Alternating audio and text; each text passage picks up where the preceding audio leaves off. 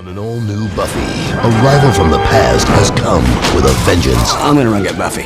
I'm here. Only this time, it's Xander who must take a stand. One of your women shall die. That's insane troll logic. Choose! An all-new Buffy.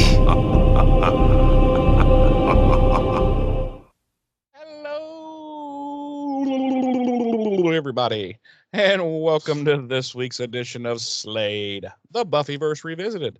I'm one of your hosts. I'm Jeremy. I'm your other host, James. And this week, we will be diving into Season 5, Episode 11, Triangle. Yes, diving right into it. As opposed to last week's episode, Rectangle. Right, or next week's episode, Perpendicular. Yes, exactly. As you all may have noticed, we have a new theme song that brought us into the episode this week. That would be due to the fact that, how do I explain this? We were illegally using the Buffy the Vampire Slayer theme song? Well, yes, no. I think it's stupid that we can't use, or supposedly we're not supposed to use something so innocuous as, it's just so stupid. You know, we're not using it for commercial purposes, you know, and I get it. It hasn't been a problem for 4 years, but now all of a sudden, how dare you use this song that's only known for this show, you know, and It's like, really? So I said, you know what? Okay, fine. How about fuck you? I'll make my own theme song and we'll use that. And you can't say dick shit about it. How about that? Can't say dick shit about it. The problem is, as you pointed out when you told me what happened, is that you're going to have to go back and change every single... No, I'm not. I'm not doing that. So what I did when they sent the email, they had first of all, they had only identified like 8 episodes that were a problem, even though we've done well over 100 plus episodes of this show. So I was able to, for each one that they flagged, they asked me, or I was given, how do I explain this? I was given like 4 options for each one. One was like, I have a license for that song, which I thought about clicking that, but I was like, no, I'll be legit here. But one was, I have a license for the song. One was, I don't remember what they all were, but one of them was, this is a parody show, you know, it's under fair use rules, blah, blah, blah. And so I selected those. And I've never heard anything back from them. And they said they would contact me if there was a problem. And I've not heard anything. So I'm assuming they fucked off where they should be, which is hell. And I will, but yeah, moving forward, I was like, okay, I don't want to deal with these issues. So moving forward, I will make us a theme song, and they can go straight to the 7th circle of hell. That's what I decided. Also, I'm going to go ahead and make the announcement that beginning next week, Ames J, for those who watch us on YouTube, you will see a big, huge hand of James coming up to fix his camera. No, you will see to caress you lovingly. It's okay. James is here. Oh God. No, you will see that that we will be in an all new recording environment that I have been diligently working on for better part of a month. We will be recording on my own server. It'll have a totally unique, different look. I'm hoping it's cool. I'm hoping everybody likes it. but it should also make James and I's rendezvous. It should make those easier for both of us.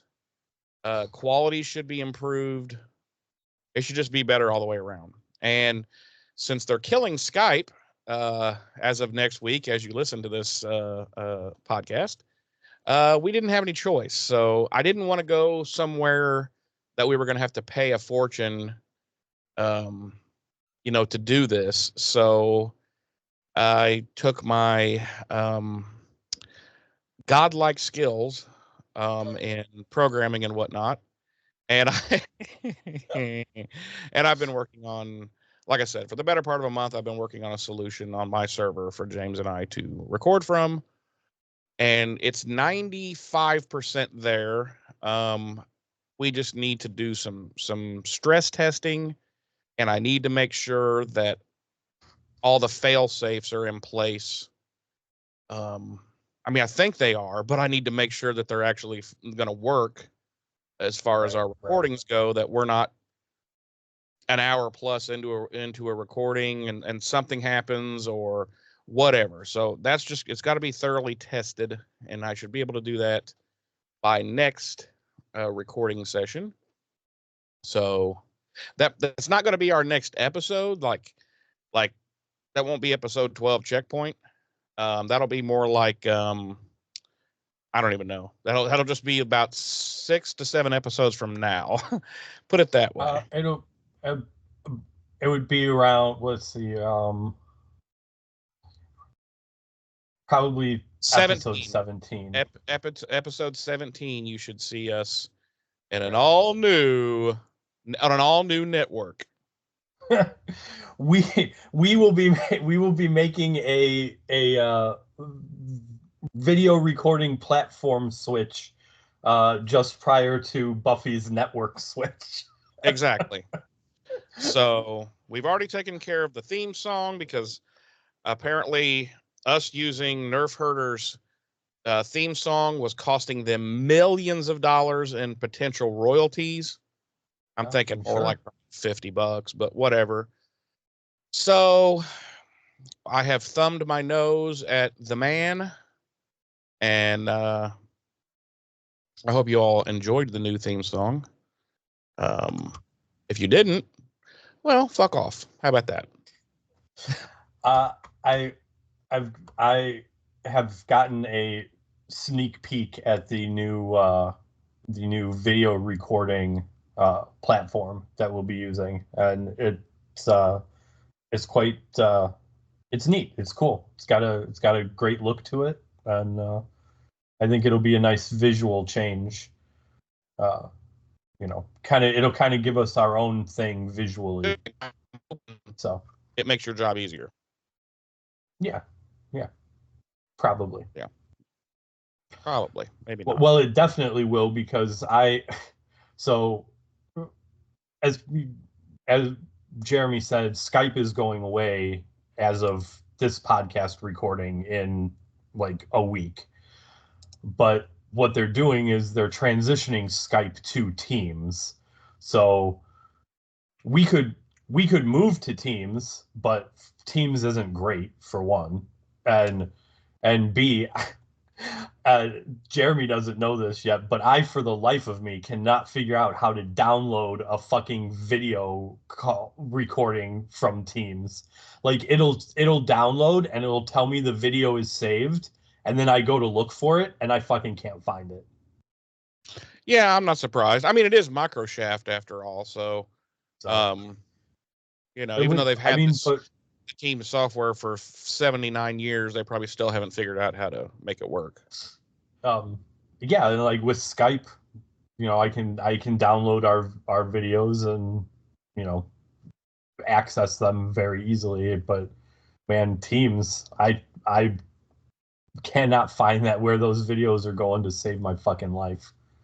So. Well, and the cool thing with my system that I have designed with my godlike skills, each video will be automatically uploaded to our server once we hit the stop recording button, and it will also be archived into the database, and you can simply type in the episode title or what have you, and you'll always be able to get to the episodes.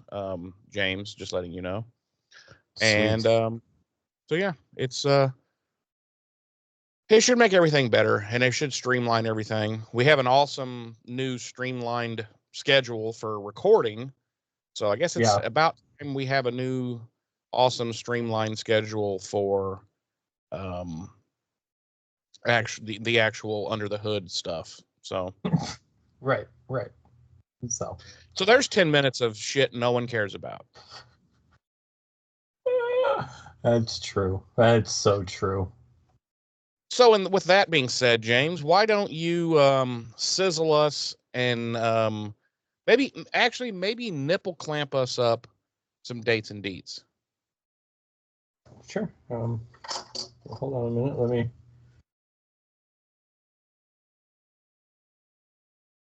Well, we can't see that, so. Oh, you couldn't? No. Oh, well, that sucks. No, it's pretty awesome. I can see it over here. Like, oh, I guess maybe I'll lean back a little bit. There you go. Ow. Yes, as previously stated, we will be diving into Buffy the Vampire Slayer Season 5, our 11th episode of this season, our 89th episode of the series overall, Triangle, written by Jane Espenson and directed by Christopher Hibbler. Our original air date was January 9th, 2001 on the now defunct WB network. Our regular cast, as always, includes Sarah Michelle Gellar as Buffy, Nicholas Brendan as Xander, Allison Hannigan as Willow, Emma Caulfield as Anya, Michelle Trachtenberg as Dawn, James Marsters as Spike, and Anthony Stewart Head as Giles.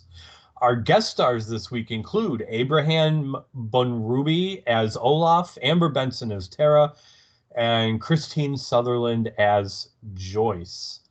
Our Nielsen rating this week for Triangle, 3.0, which you would think isn't bad, but it is. That ranks us 90th out of the 136 primetime shows airing on network television that week, and number 4 out of the 17 primetime shows airing on the WB that week. So we open, and Xander and Anya are in bed together in Xander's swanky new apartment, and they're talking about.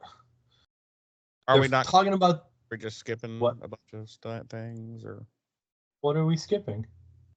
Like the IMDb descriptions and things of that nature. Oh yeah. My synopsis this week reads: Willow accidentally conjures a giant troll in the magic shop who forces Xander to choose between saving the life of either Willow or Anya. It's becoming an every week thing with you, James. It's this new recording schedule, man. Yeah. Mine reads, while Giles is in England meeting with the Watcher Council, a bickering Anya and Willow mine the magic store and inadvertently conjure up a fearsome troll. By the way, just really quick, Yes. I wanted to throw in that the guy that plays the troll, his full name, okay, his birth name is Abraham Reuben Hercules Banubi. Wow. And he's from Indianapolis, Indiana. So I'm just saying. Wow. Oh, well, that's a shithole. So anyway, Wow.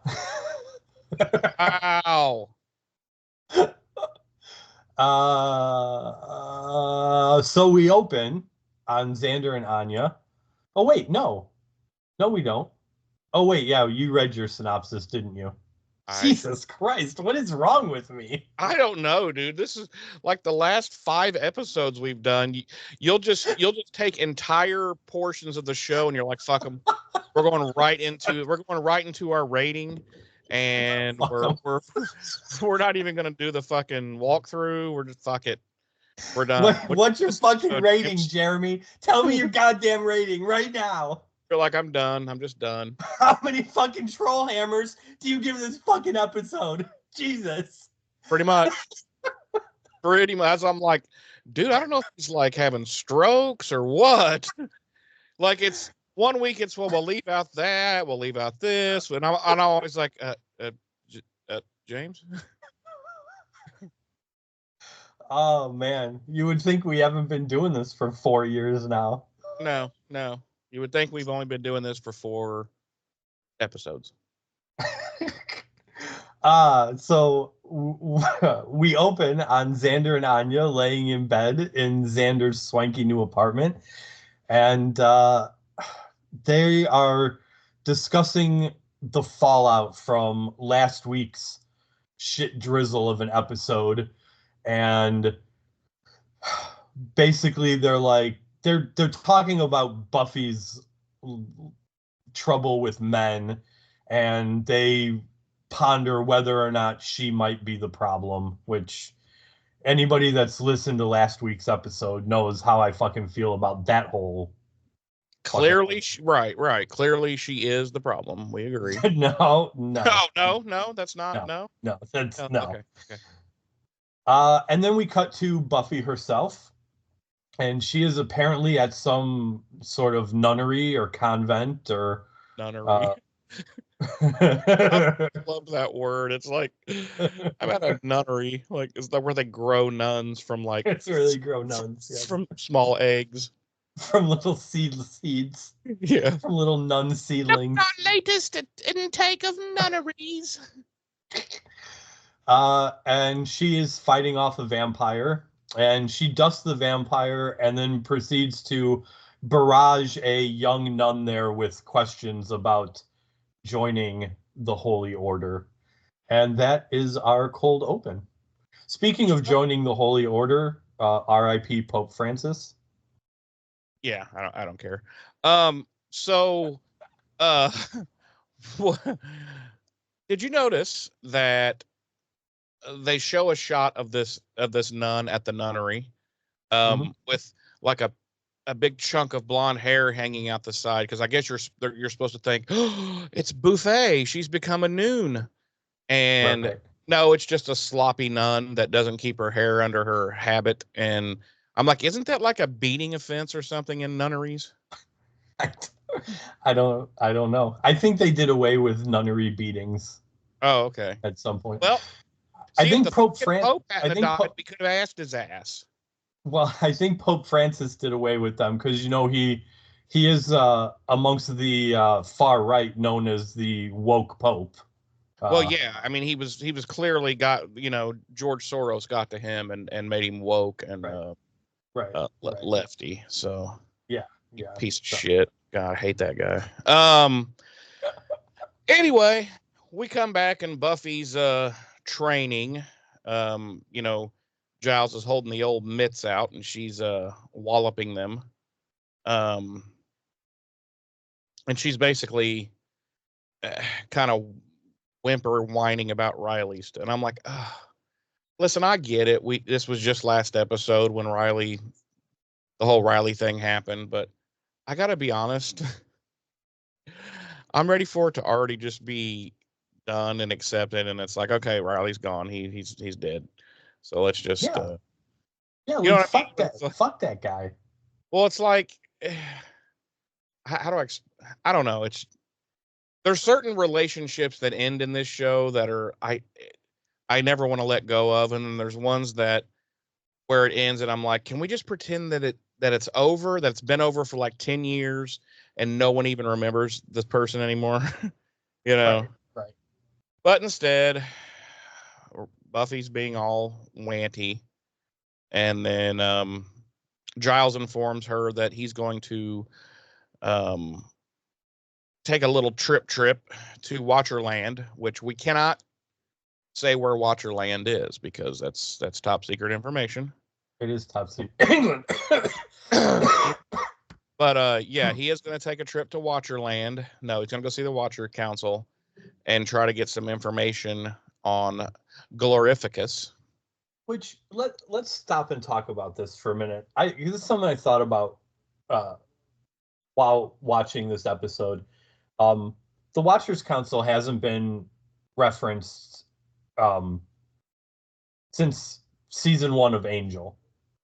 Yeah. Which was granted only last season. But my bigger question is, and I don't know why I didn't think about this at the time. Maybe it's because they were directly dealing with a Slayer. But at what is the Watchers Council doing at this point in time? Buffy has quit. Buffy quit back in Like season 3? No. Yeah, season 3 of Buffy. She was like, peace out, bitches. Faith is in fucking jail. Like, they technically don't have an active Slayer to be watching right now or anything. Like, so like, what is the Watchers Council fucking doing? No, I agree. And in our next episode, that's going to become even more clear. And, without giving any spoilers away, it's like what she threatens them with in the next episode. I'm like, but that's been their thing for 2 years. Like, they don't have anything to do now. So, like, why are they even still a group of people? That's what I want to know. Like, right. Like 2 seasons ago, wouldn't they have been like, well, guys, I know this group has lasted for thousands of years since before recorded time. But our Slayer fired us. And right. Our other one is crazy and in jail. So maybe let's just call it. Let's just call it. Right. We'll just call it. We'll just hang it up for a few years, and wait for this one to get offed, and then when the new one comes along, we'll try this again. Right. We'll reconvene. Listen, we'll all stay in touch. We'll all stay in touch. But here's another thing. If we're going to discuss the Watchers, when have they ever been depicted as A, important, or B, able to do anything of worth?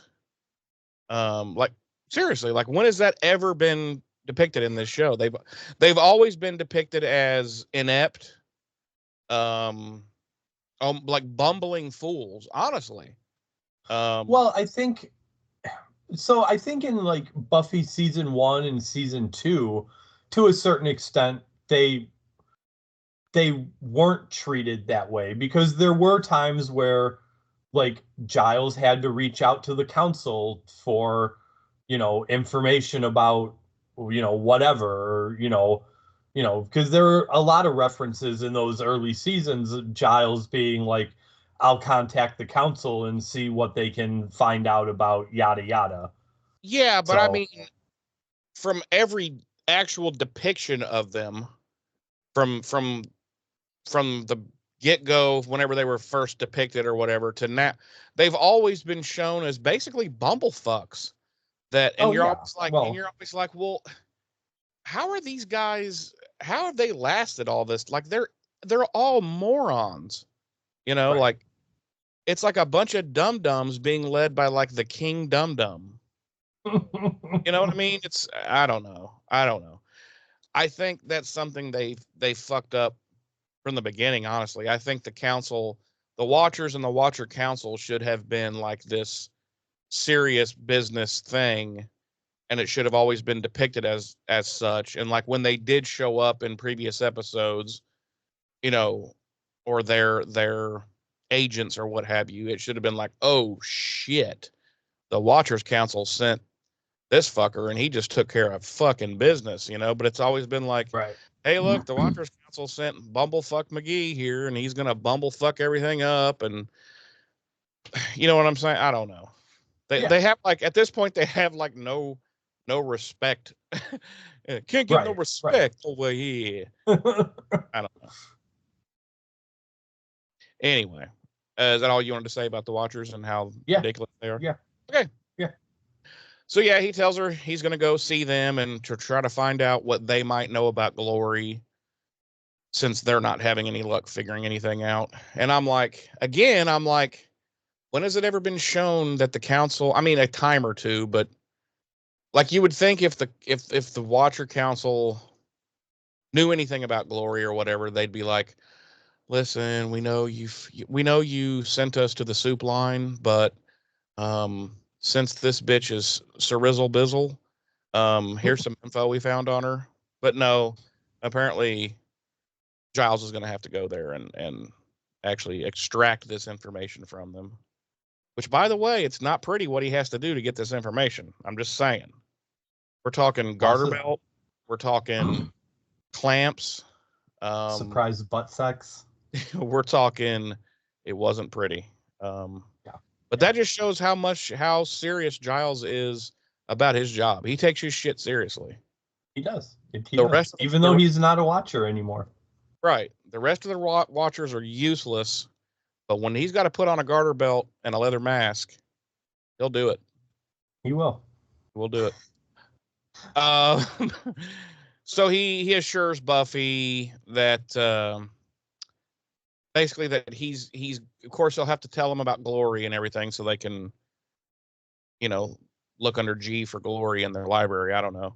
That he's not going to mention the key or who the key is or her importance to the whole thing because, Buffy's like, I don't trust these fucking jerk offs. And I'm like, yeah, with good reason, because when they're not being shown as bumblefucks, they're being shown as loose lip fucking Lucy's.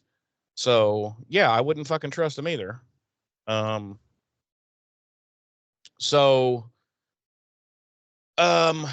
We cut kind of out to the main part of the magic shop, and Giles, for some reason, Giles is stripping all of his clothes off right there in front of everybody. They're all sitting around. The Scoobs are all sitting around there, and he's talking about his trip to England and whatnot. And he's just taking his clothes now. He's getting dressed. He's putting his tie and shit on. Apparently, to take a flight, you have to put a suit on with a tie. And by the way, did you notice that throughout this entire scene, his tie is fucked beyond all fucking comprehension? Like, it's almost like nobody in the wardrobe department was like, psst, psst, psst, Ash, hey, over here. Yeah, who taught you to fucking tie a tie? Because goddamn. Anyway, so yeah, he's telling him what's going on, and Anya's all excited. I almost wondered if that wasn't deliberate to kind of be like a subtle, like, this isn't really like what Giles is used to anymore.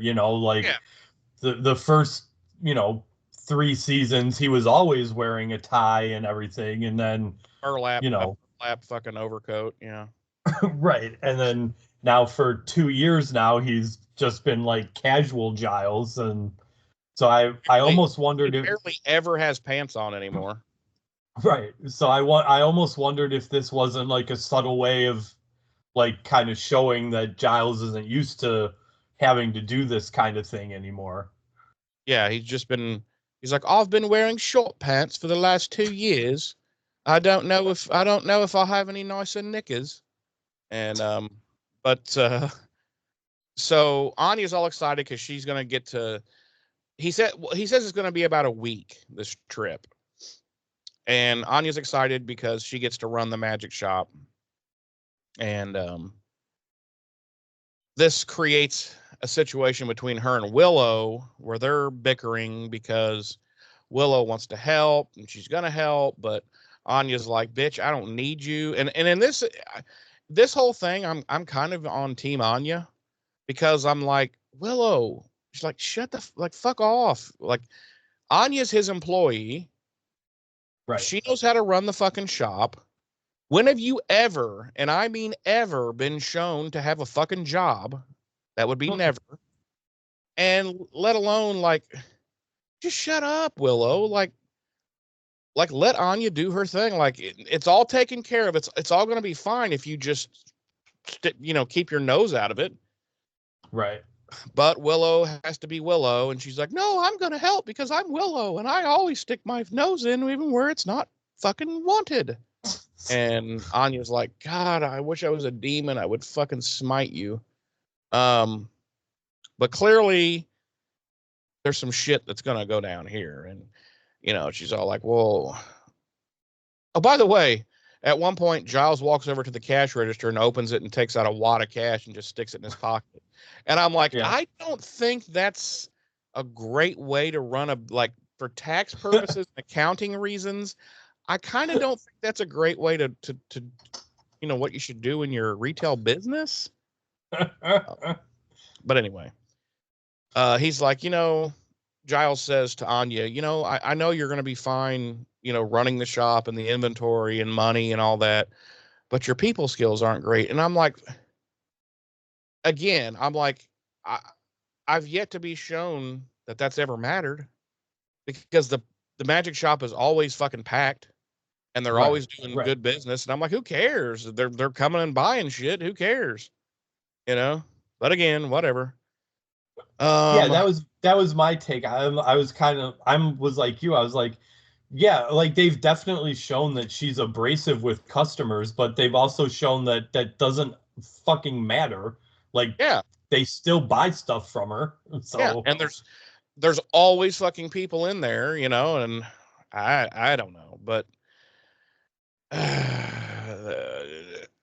whatever. I don't I don't care. So oh, is this where, yeah, Buffy's talking to Mom in Mom's room, and right? No, No. it's Buffy and Dawn in Buffy's room. Well, I know, but I thought they started in Mom's room, or is that next episode? Because they're making fun of her bathrobe and stuff. Yeah, I think you're ahead of you're ahead of yourself in episodes. Okay, sorry. So yeah, Dawn's in Buffy's room, and they're yakking, and she notices that Buffy's taking out all the pictures of Riley. I was like, damn, that was quick. Again, they have to go into this thing about, oh, poor Buffy, how she's recuperating after this horrific breakup with old Bupkis. And Dawn's actually trying to be pretty supportive and pretty like a good sister for once. Mm-hmm. And Buffy's reciprocating by actually being open and honest about her own feelings and whatnot. And Dawn's like, well, I was just starting to like the guy, and then you had to go and run him off, you fucking gaslighting bitch. And then they get into a fracas like you wouldn't believe. But,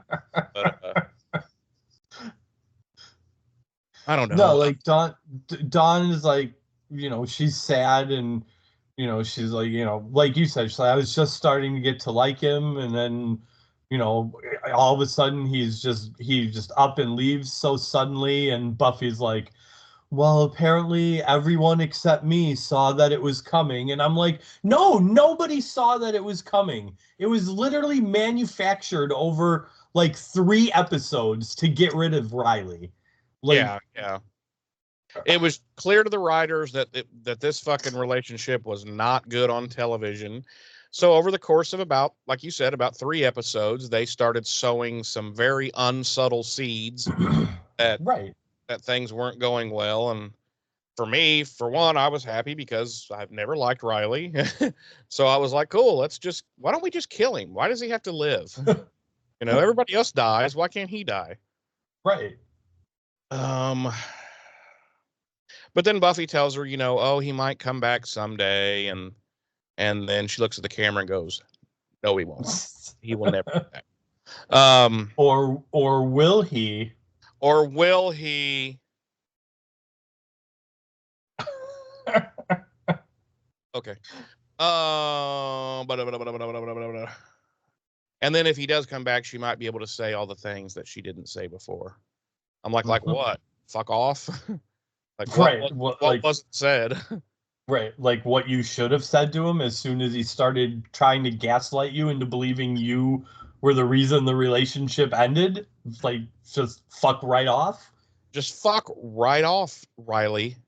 Riley, what was his last name? Riley Finn. Yeah, Finn. Riley Finn. Fuck right off, Finn. All right. It's Riley Bupkis Finn. Riley Bupkis Finn. Then we cut to Spike in his mausoleum of man sex, and because he only has um man sex inside Man that. sex. Yeah. Wait, if he's gonna have sex with a woman, he goes to a different location. So are you saying that Harmony is a man? Huh? Am I? Okay. See? Interesting. Buffy the Vampire Slayer was forward thinking long before anyone else was. Harmony is a trans woman. All right. Yep. All right. So yeah, we cut to his mausoleum, and he's got his Buffy doll set up, and he's got a box of chocolates in hand, and he's trying to, apologize to it about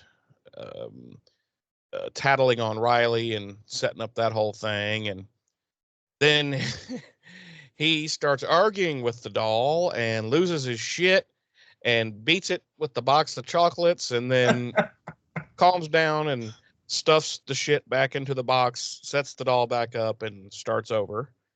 Then we cut back to the magic box, and Anya is physically strangling Willow at this point. Which I gotta be, like I said, dude, in this episode, I'm 1,000% fucking team Anya.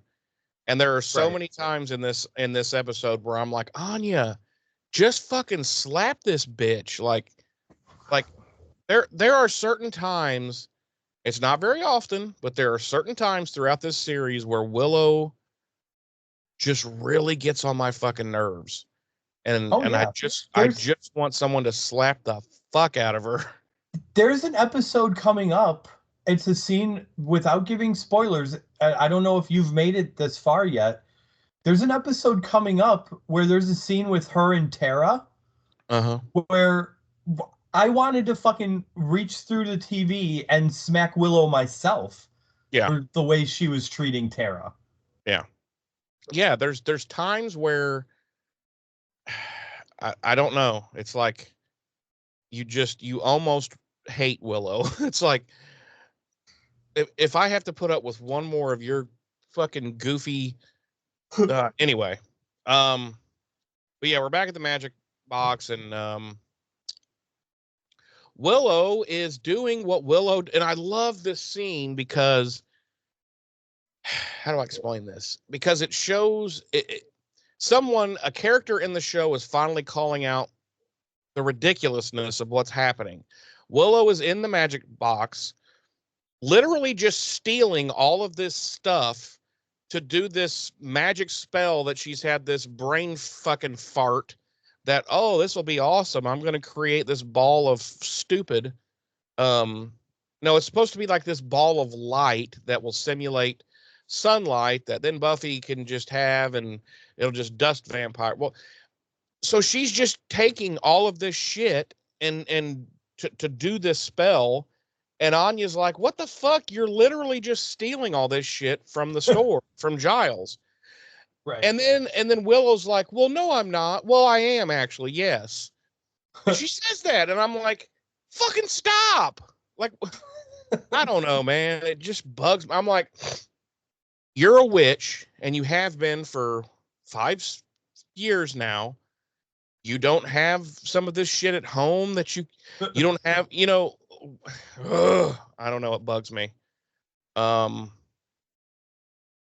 then Anya's like, you're using peer pressure on me and trying to get me to go along. And Willow's like, and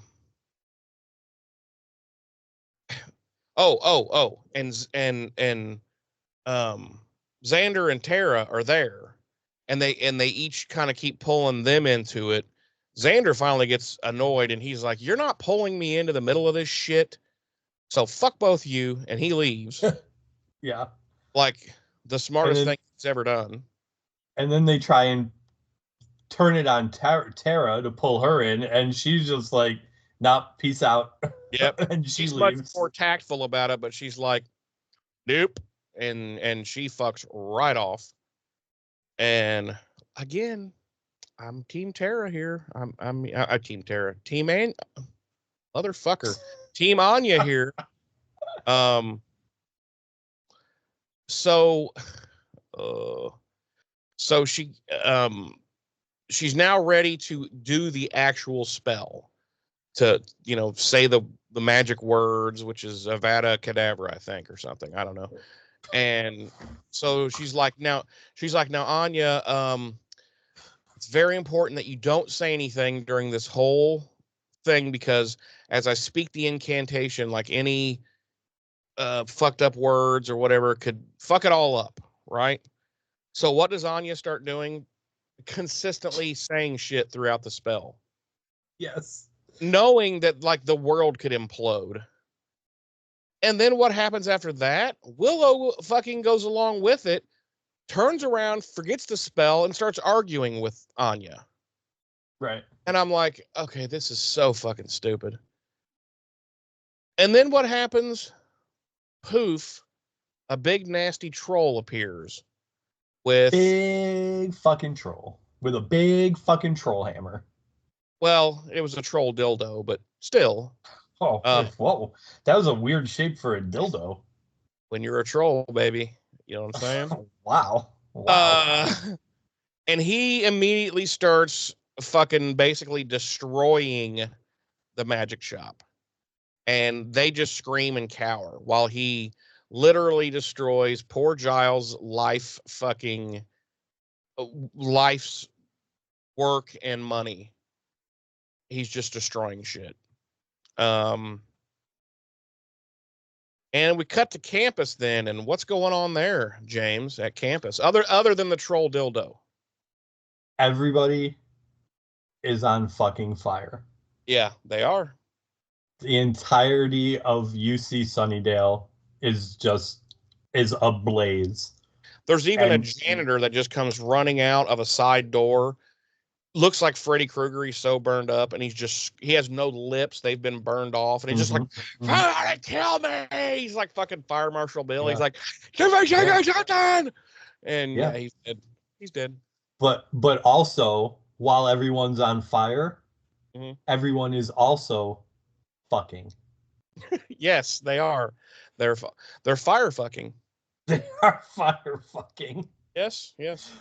No. And I really like this scene because, and I'll tell you why. The sole reason is, what the fuck are you doing?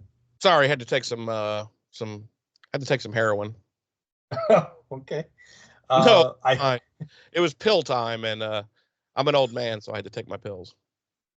I like this scene, and it has nothing to do necessarily with the context of the scene, because once again, the scene ends up with Buffy essentially breaking down because of fucking jerk off Finn. Yeah. I like this scene because now that the writers made the attempt to bring Tara more into the group, we're getting more scenes with like Tara and other characters. Yeah, particularly since Bupkis is gone now, like Tara can get some more development, Right, but like ever since Family a few episodes back, it seems like they've been working her more into what's going on, and we've been getting, and this is kind of the first scene though that we've had since then where she's interacting with someone like other than Willow. You know what I'm saying? And, well, yeah. It's only taken them, a season and a half, right, to realize, we have that whole new character that really we've done nothing with except make her Willow's lesbian lover. But other than that, we've done no development with her at all. Right. So I really like this scene because I I like when they start pairing characters together that you haven't seen a lot of. Like they do it. Well, in this episode, you get a lot of Anya and Willow on their own together, which we haven't seen a lot. Well, and later on we get Tara going to the mausoleum to buy crack from Spike. Right. But she doesn't have any money, or he doesn't have any crack, and she doesn't have any money, so they just have awkward conversation about being addicts. I mean, right. And there's in a couple episodes there's some scenes with just Tara and Anya together, like, so I like that they've started doing that. But anyway, we're at UC Sunnydale campus, and Buffy and Tara are talking about their new classes, and then they start talking about what was going down between Willow and Anya at the magic box. And Tara kind of misspeaks, and Buffy jumps to the conclusion that Anya and Xander are gonna break up, and she starts crying on Tara's shoulder because Xander and Anya have a great love and this and that and everything else and blah blah blah. And then we cut to Anya and Willow in Giles's BMW. And we find out that Anya has never driven a car before. And Willow is searching for a spell to stop the troll. And we cut to the troll, and he's in downtown Sunnydale, and he's smashing trash cans with his hammer and breaking windows, and people are fleeing from him, and he's telling them that it's in their best interest to flee, and he says, I'll pillage your lands and dwellings, I will burn your crops and make merry sport with your more attractive daughters.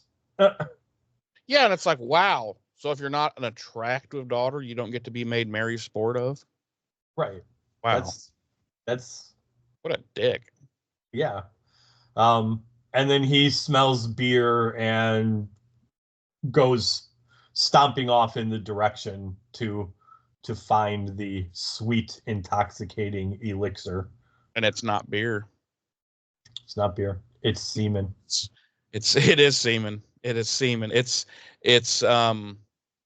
No, it's a ship just pulled into port at the Sunnydale docks. Someone is decanting 100-year-old semen, and that's what he smells.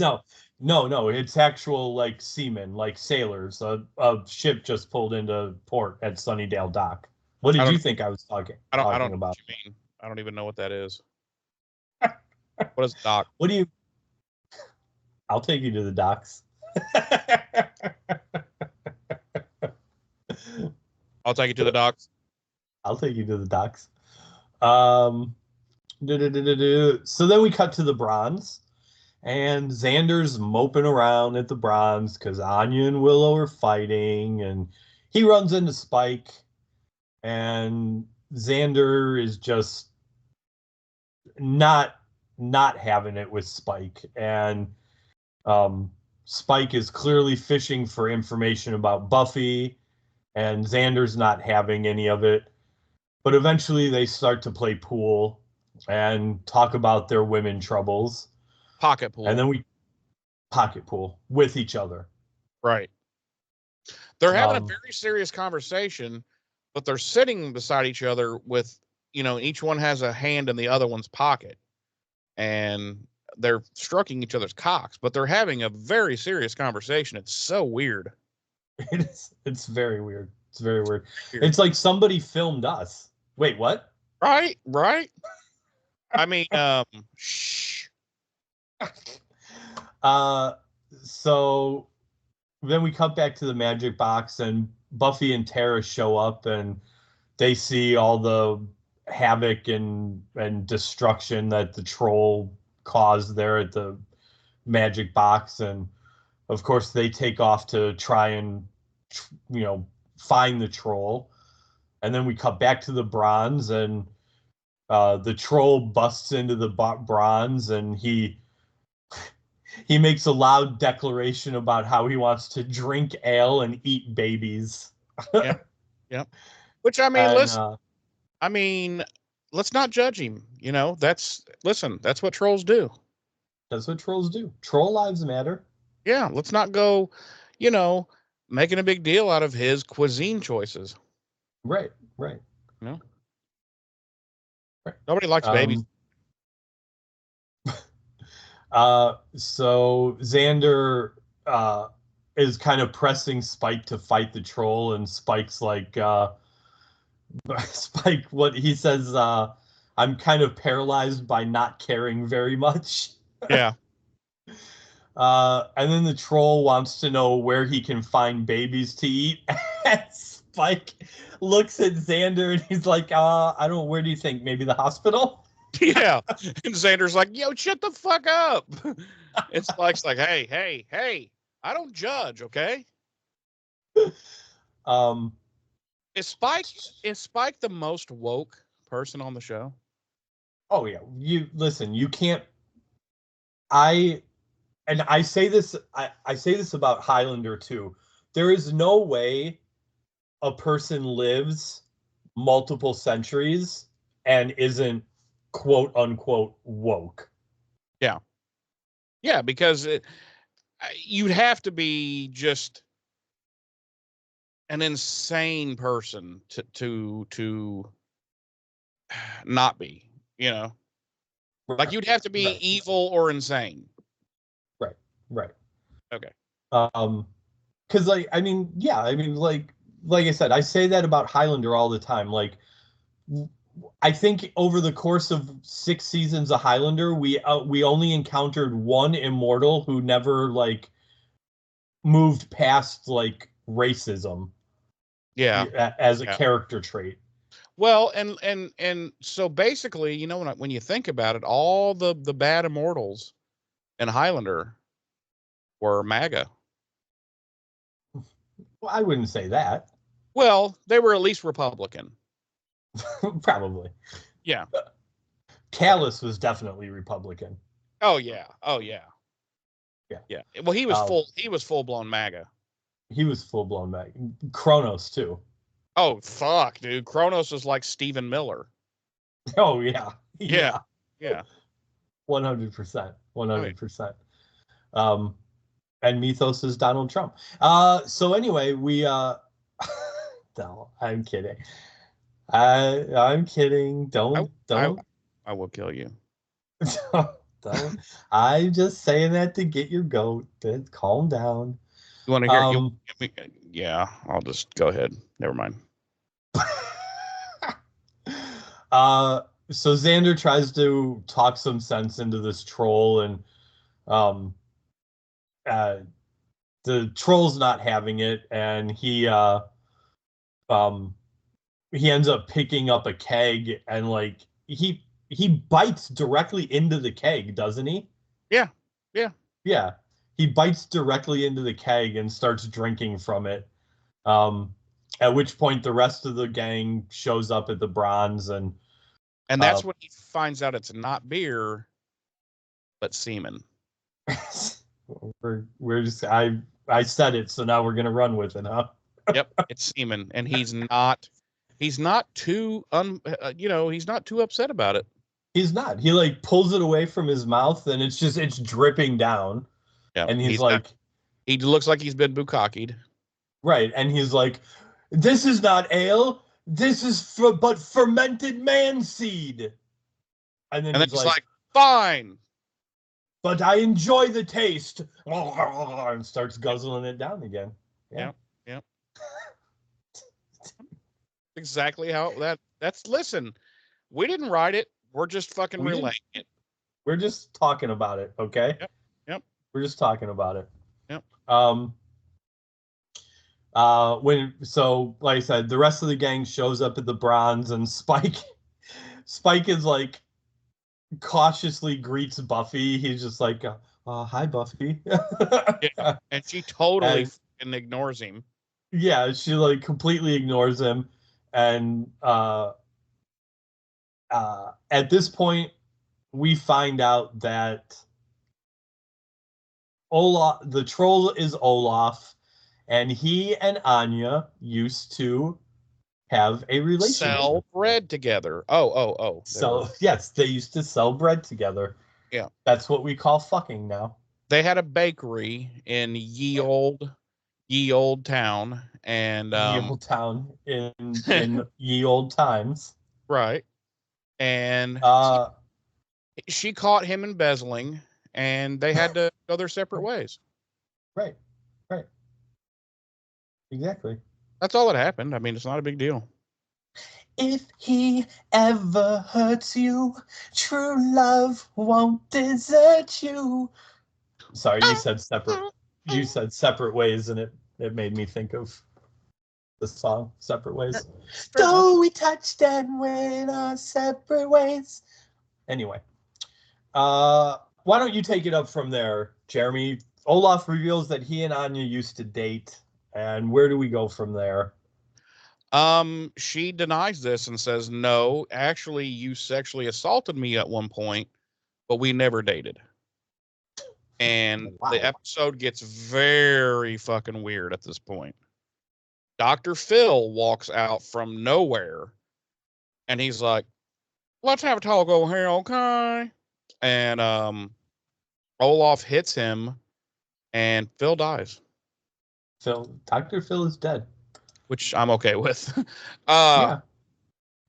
No, He's no longer alive in 2025 to help ICE carry out raids in Chicago. yes, exactly. And instead, he's burning in the seventh circle of hell, where he, quite frankly, belongs. So yeah, they were together, and apparently she turned him into a troll because he had cheated on her, and that's how she got the job as a vengeance demon. Yes. And then of course Buffy and Olaf begin fisticuffs, and Spike joins in, because he's no longer paralyzed with not caring because Buffy's involved. Right. And he loves her. And he cops a feel. Did you notice the part where he cops a feel? Yes, Like, I was wow. disgusted. Yeah, wow. Like they can't ever like listen, I'm not happy with this development and in the first place. Okay? But like why do we have to go there with, you know what I'm saying? Like no. Yeah. Why it would be more interesting, I think, and funnier if it was like if it was just true 100% like puppy love, where like every time he's around her he can't talk, and right. He's got like the most utmost respect. You know what I'm saying? Like, right. I was literally just gonna say, like, instead of like when he catches her and tries to help her up, he cops a feel. He's like obviously goes out of his way to not touch her inappropriately. right. Like that would be funnier. Right. Exactly. Like, far funnier, but they went the cheap route. So anyway, Olaf wrecks fucking Buffy and Spike. And then he uses his hammer. He runs around and starts knocking down support pillars inside the bronze, which then forces the upstairs portion to collapse, thus killing every single person in the bronze. R.I.P. All the Scoobs are dead.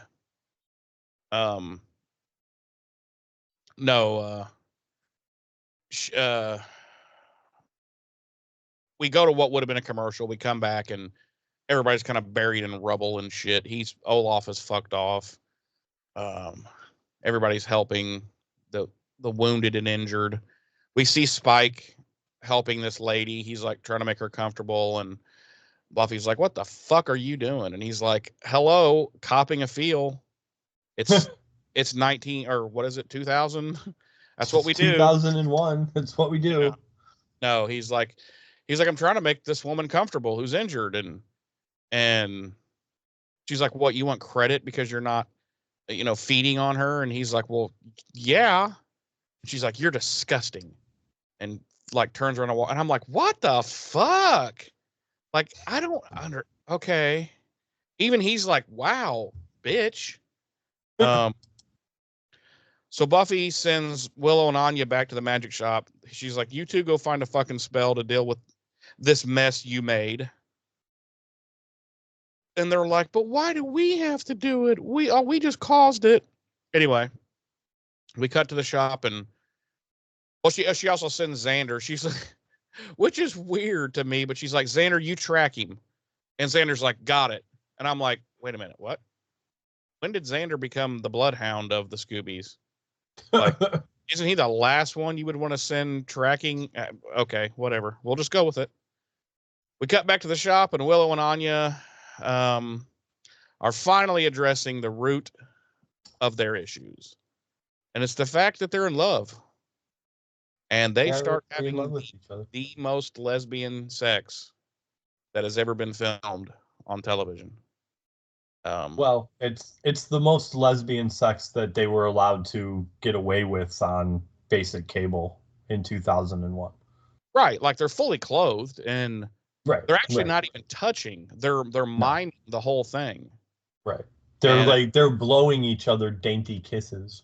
At one point, Willow's like, and then oh, too much. And then canceled. No, they're basically, this is what, okay, I didn't write it, folks, but this is what apparently their problems all boil down to, is that Anya's afraid Willow is going to steal Xander because, they're best friends and have been since childhood and yada, yada. And Willow is afraid that Anya is going to do something mean or evil to Xander because she used to be a demon. That's what their problems all boil down to. And then they're both like, no, I'll never do that. And the other one's like, oh, okay. Well, okay, sweet. All fixed. And then the troll Olaf busts in, and he's like, I'm here to murder you. And they're like, no.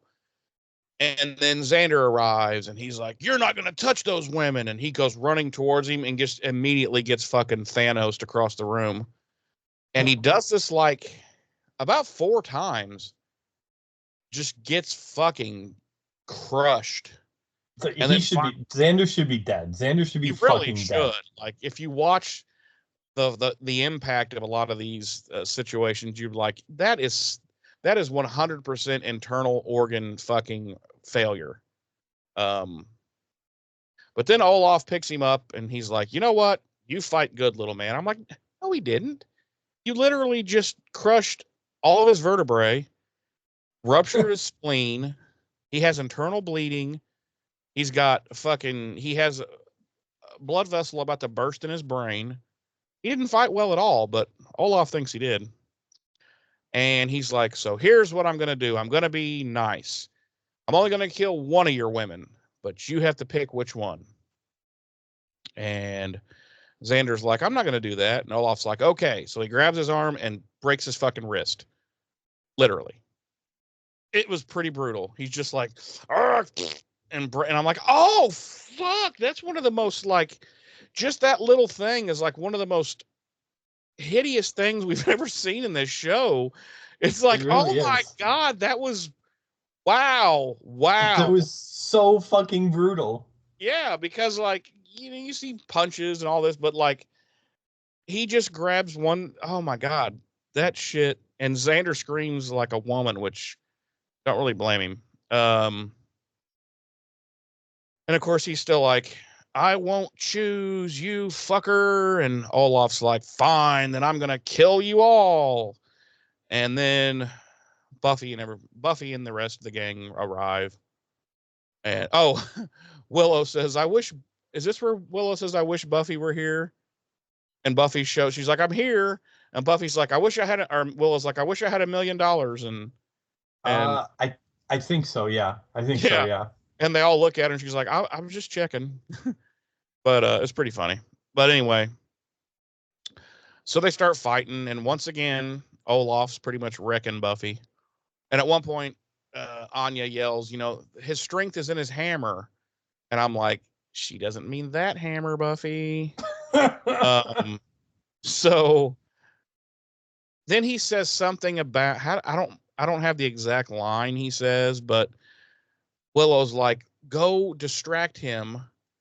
Like say insulting things to him to keep him off Buffy while I try to finish this spell to send him back to fuckface land. And so she does, and she's actually succeeding. She's saying shit, and he's getting mad. And then he says something about, I think he says something about Anya and Xander's relationship or something. And yeah, he says they won't last. That's what it is. Yeah. And of course that makes Buffy super mad, and because, of everything she's been going through. So she just, you kind of don't see it. You just hear it off camera, but she just starts wrecking Olaf and eventually KOs him. And we see him KO'd on the ground, and you see Willow finish this little spell, and she goes, Inca Binka bottle of Inca, and he disappears. And they're like, I think Buffy, she's like, so where did you send him? And they're like, her and Anya are like, to the land of the trolls. And then Willow's like, well, theoretically, but she's like, trying to send someone to a specific place is like throwing a bee at a puppy. Yeah. Yeah. They're all like, what? And she's like, I know, I have brain damage. And she's like, we might have sent him to the world without shrimp. And yeah. Tara's like, there's a world without shrimp, and they all look at her, and she's like, well, I'm allergic. So, anyway, so they have sent Olaf to wherever, and we cut to apparently the next day. Xander now has a cast on his arm because holy fuck, this dude just grabbed it and broke his shit. That was brutal. And this is another one, like, so casual spoilers for episodes to come. He has a cast on his arm for the next 1, 2, 3, 4, 5 episodes. Well, what he's doing the old professional wrestler gimmick where, like, Cowboy Bob Orton used to do that, where he'd have a thing and everybody would know that there's nothing wrong, that the injury's fine, but he used it to his advantage to harm his opponents as a foreign object. Okay, no one cares. So Giles has returned, and he's telling Buffy, he's like, wow, I've been, and he says, that's when he says he's only been gone 3 days. So apparently his trip was cut short, and the shop has been fucking wrecked. And by the way, they're at the Summers household, and Joyce joins them with what's apparently hot tea, or possibly coffee, I don't know. And he's telling her that the council has no records on Glory, but that they might be able to find something based on what he's told them, and that, they'll just have to wait and find out. And that's when Giles discovers that Joyce knows about Dawn, and she's like, well, I picked up some things, but Buffy filled me in on the rest. And so they discuss Dawn a little bit and her situation, and we find out that Dawn has been standing in the steps listening in on this, and she comes in with an AK-47 and kills all 3 of them, and then puts the gun in her mouth and blows her own head off. No. So wow. Yeah, that escalated. Dawn is now privy to not like really specific shit, but she's privy that something is up and something is weird, and it involves her. And so, boom, credits, episode, Yes. Yep. anal. Anal. Jeremy, Yes, sir. would you like to play everyone's favorite game, Body Count? No, I don't want to play that ever again. Oh, okay. Two. One. Damn it. It's okay. Damn it. Can't win every time. Just or the in your vampire case, ever. at the nunnery. Yes, just the vampire at the nunnery. Damn it. Our music this week, Blur with There's No Other Way, the Dandy Warhols with Bohemian Like You, and Thomas Wanker with our original score. Jeremy, Yes. would you please tell myself and our lovely audience, on our scale of 1 to 5, how many troll hammers do you give this episode? It's a 2.5. It's a run of the mill episode, honestly. It's not terrible, but it's also not like, whoa, this was a great episode. There's some cool, we get some cool, I don't even know what phrase to use, was some cool information, some stuff that does kind of help the season move along. We do get, we see Dawn having become aware that something is going on that it involves her. But right. I don't know. All in all, the episode's just very. It's not like last week, but it's just very kind of, just kind of there. I was never into the whole Anya versus Willow thing, even though I was Team Anya. To me, it seemed very kind of forced and very sort of like something that was so minuscule, like mountain out of a molehill kind of thing to me. And I don't know. It was just a very weird episode. I guess that's the best way to describe it. It was a very quick episode. It was. At least it seemed to me the way it went. And yeah, it definitely was. But it was, and usually those quickish type episodes, it's usually like, wow, that's a pretty damn good episode, But again, it's not like this one was terrible. It was just kind of like it just kind of was. We'll put it that way. Right. It was almost kind of a throwback to like a good first season episode. Whereas now that's a good first season episode just doesn't cut it. But back then this might have been a 4 in season 1. Sure. So I don't know. That's kind of the way I see it. James. Yes. Why don't you tell me and our audience, on a scale of 1 to 5, how many troll dildos do you give this episode? I give this episode 3 troll dildos.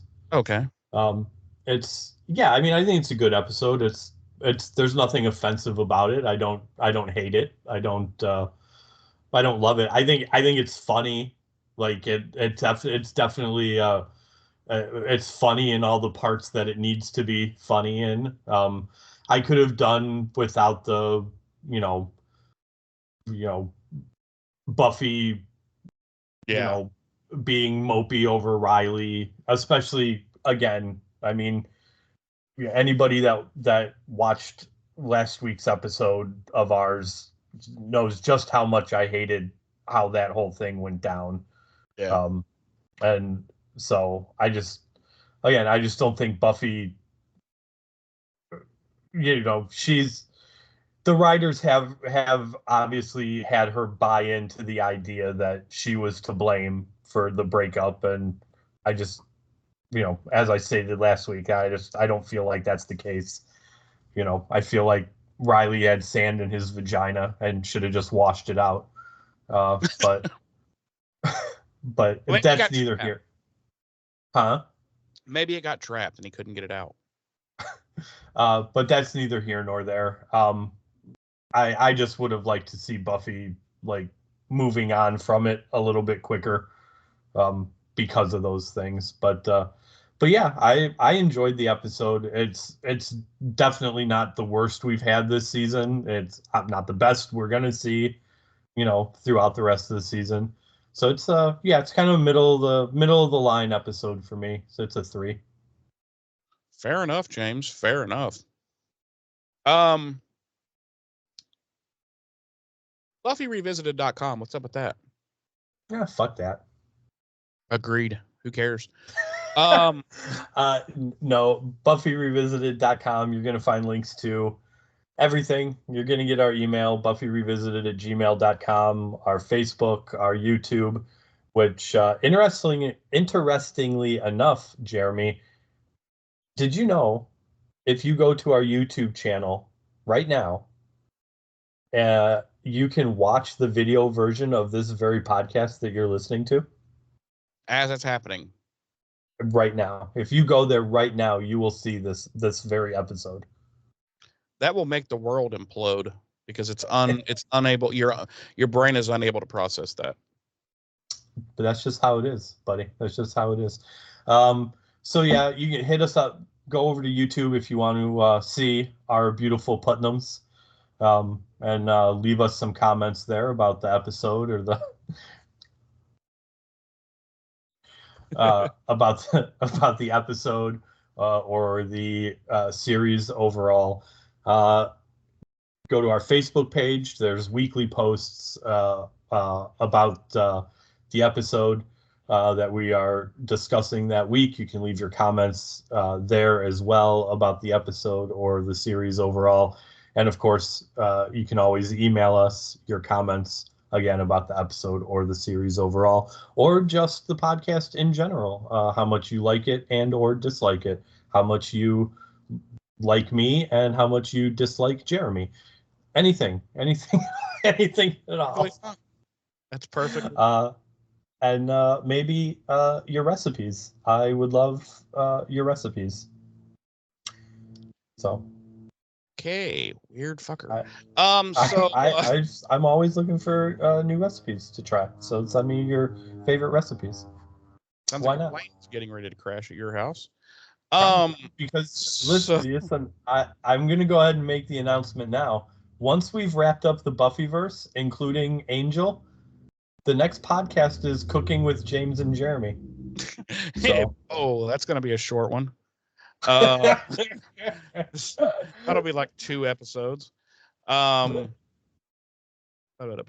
Anyway, all right, everybody, thank you for joining us this week. Next week, we're going to be jumping into season 5, episode 12, Checkpoint, which is a clear reference to werewolves. Can you explain your logic? No, I will not. Okay, fair enough. So you'll just have to join us next week to find out. Anyway, I'm not going to be here. I'm going to miss class next week. Okay, well, you're fired. Any final words, James? No, sir.